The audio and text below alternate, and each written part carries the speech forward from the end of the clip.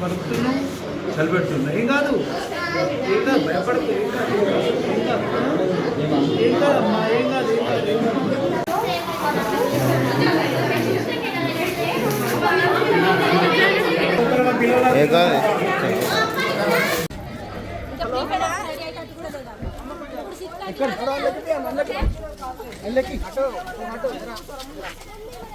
అడితే మళ్ళీ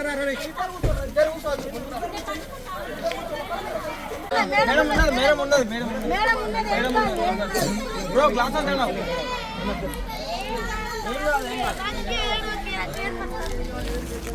ఇమీడియట్లీ వచ్చి ఆ పిల్లల్ని ఇది చూడండి పాపం మొత్తం సిక్ అయిపోయారు పిల్లలు.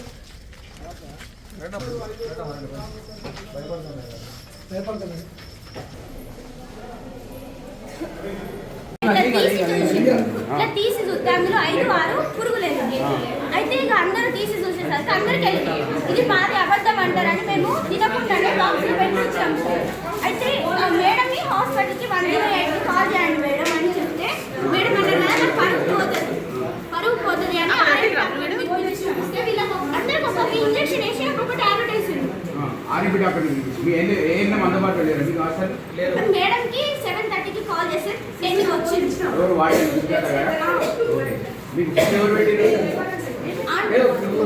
వాటిని పర్యవేక్షణ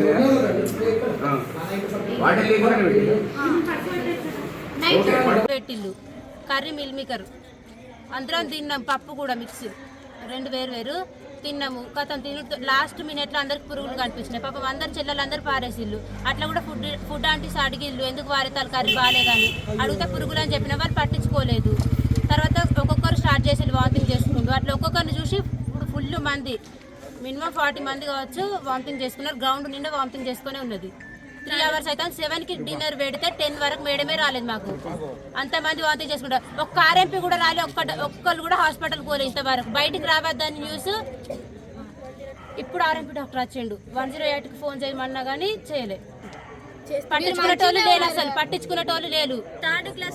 ఒక్కొక్కరు లేస్తలేరు. 2 వీక్స్ అయితే 10th వాళ్ళకు ప్రీ ఫైనల్స్ ఉన్నాయి. 10th అమ్మాయి ఒక అమ్మాయి లోపల కళ్ళు తెరవకుంటున్నాయి కక్కి. ఇన్ని రోజులు చదువుకొని మా లైఫ్ ఇప్పుడు వేస్ట్ అవుతుంది. ఎందుకంటే బేస్మెంట్ లాంటిది. ఇప్పుడు మేము ఇక్కడనే మా లైఫ్ వేస్ట్ చేసుకుంటే తర్వాత ఫ్యూచర్ మా లైఫ్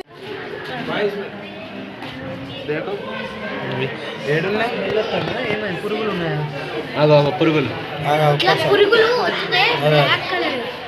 లైట్ పెట్టరా బాబు. అరే మంచిగా పెట్టరా.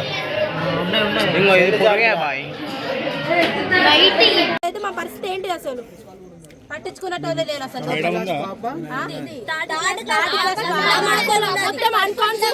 అసలు వాళ్ళకి ఏమైతుందో కూడా వాళ్ళు లేదు. వాళ్ళకి మొత్తం కింద పడిపోతుంది.